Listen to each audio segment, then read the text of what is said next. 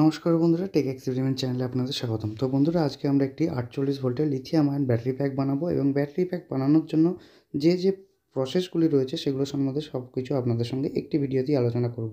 সুতরাং ভিডিওটি একটু লম্বা হতে পারে, কিন্তু একটু ধৈর্য ধরে দেখবেন। আশা করি সমস্তটা আপনারা বুঝতে পারবেন। যদি কোনো প্রশ্ন থাকে অবশ্যই কমেন্ট করে জানাতে পারেন। তো পুরনো ব্যাটারি প্যাকটি দেখুন, এটাকে আমি রিপেয়ারও করেছিলাম, এর ভিডিও দেওয়া আছে, আপনারা চাইলে দেখতে পারেন। এরপর দেখুন, এখানে এই যে ব্যাটারি প্যাকটি রয়েছে এর স্পেসিফিকেশান হচ্ছে 48 ভোল্টের ব্যাটারি প্যাক এবং 13 বিএমএস এতে ইউজ করা ছিল। তো আউটপুট ভোল্টেজ 53 ভোল্ট মতো পাওয়া উচিত। ব্যাটারি ব্যালেন্সিং সবথেকে একটা ইম্পর্টেন্ট প্রসেস। ব্যালেন্সার যদি থাকে তো ভালো, যদি না থাকে এই ধরনের একটি সেটআপ আপনি বানিয়ে নিতে পারেন, যাতে আপনার মোটামুটি সেল ব্যালেন্সিংয়ের যে প্রবলেমটি সেটি ক্লিয়ার হয়ে যাবে।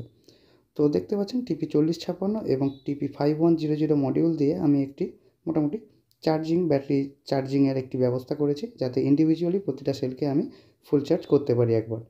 এই প্রসেসটি একবার আপনাকে করতে হবে। আমার এতে 1000 বছর সময় লেগে গিয়েছিল। তো এটি করার পর কিছুদিন ব্যাটারিগুলোকে ফেলে রেখে দেবেন, 1 দিন কি 2 দিন, তারপর আরেকবার ফুল চার্জ করে নেবেন। তো এবার দেখতে পাচ্ছেন এই সমস্ত প্রসেসগুলি হওয়ার পর প্রতিটা সেল আমার মোটামুটি 4.22, 4.23, 4.24 এর মধ্যে ভোল্টেজ চলে এসেছে। তো সবথেকে ব্যালেন্সিংয়ের যে মেন ফান্ডা সেটা হচ্ছে 4.24।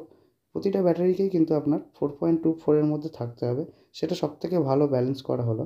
তো এরপর আমার চাই লিথিয়াম ব্যাটারি হোল্ডার। 18650 এই হোল্ডারটি কিনতে পাওয়া যায়। এটি লাগানো কিন্তু খুবই প্রয়োজনীয়। এটি লাগানোর পর আপনার মোটামুটি প্রোটেকশান 90% কমপ্লিট হয়ে যায়।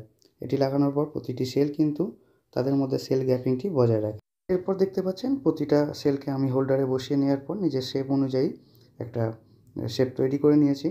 তো এরপর মেন জিনিস সেটা হচ্ছে সোল্ডারিং। দেখুন, লিথিয়াম আয়ন ব্যাটারিতে সোল্ডারিং করা একদমই উচিত নয়। এতে স্পট ওয়েল্ডিং করতে হয়। যখন আপনার কাছে স্পট ওয়েল্ডিং মেশিন একদমই থাকবে না, তখন আপনি এই ধরনের ব্যবস্থা করতে পারেন। প্রথমত আপনার সোল্ডারিং করা খুব ভালো হতে হবে, মানে সোল্ডারিংয়ের এক্সপিরিয়েন্স খুব ভালো হতে হবে। তো মেন ব্যাপার হচ্ছে লিথিয়াম আয়ন ব্যাটারির ওপর সোল্ডারিং আয়রনটাকে কিন্তু ডিরেক্টলি ঠেকানো যাবে না। আপনি দেখতে পাচ্ছেন ভিডিও আমি কীভাবে করছি। আপনারা চাইলে এইভাবে করতে পারেন সোল্ডারিং, কিন্তু আমি সোল্ডারিং করা একদমই রেকমেন্ড করি না। প্রপার ওয়ে সোল্ডারিংয়ের আমি দেখিয়ে দেবো অন্য কোনো ভিডিওয়। একটি ভিডিও সব কিছু দেখানো সম্ভব নয়, যতটা পারছেন আপনারা দেখে নিন। তো এরপর আপনার প্রোটেকশানের ব্যাপারটি হচ্ছে একটি রিং টাইপ ইনসুলেটর পাওয়া যায় 18650 ব্যাটারির ওপর লাগানোর জন্য। এখানে আমি কাগজ কেটে কেটে লাগিয়েছি, কাগজ নয়, ওটা ইনসুলেটর পেপার। তো দেখতে পাচ্ছেন মোটামুটি ব্যাটারি প্যাকটা এখন আমার বানানো হয়ে গেছে। এখন রাত 2:06 বেজে গেছে, অনেক রাত হয়ে গেছে। বন্ধুরা, চ্যানেলটিতে অবশ্যই লাইক করুন, ভিডিওটিতে একটু সাবস্ক্রাইব করে দিন, যাতে আমি মোটিভেশন পাই এই ধরনের ভিডিও বানানোর জন্য। রুমের অবস্থা দেখতে পাচ্ছেন কী অবস্থা, রাত 2টো বাজে এখন। তো পরের দিন সকালে আমি আসবো বিএমএস কানেকশান নিয়ে। এখানে আমি 20 অ্যাম্পিয়ারের একটি 13 বিএমএস নিয়ে নিয়েছি।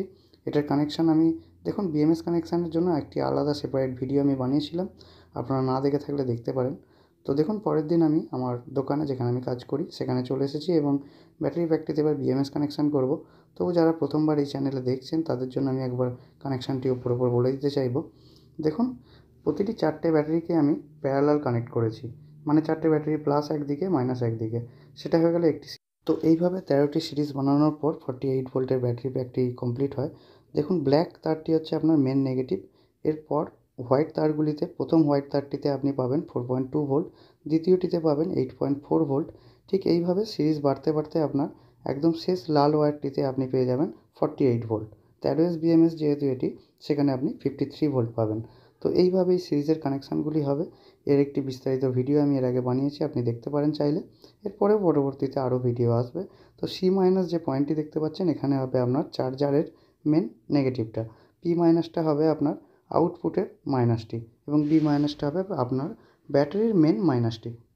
ওকে, তো এখানে আমার ব্যাটারি ব্যাগটি রেডি হয়ে গেছে এবং যে সাইকেলটির জন্য এটি বানিয়েছিলাম সেটিতে প্রথমবার আমরা এটা টেস্ট করব। এরপর আমি কাস্টমারের 10 দিন ইউজ করার পরের রিভিউটা আপনাদের জানাবো এই ভিডিওতেই।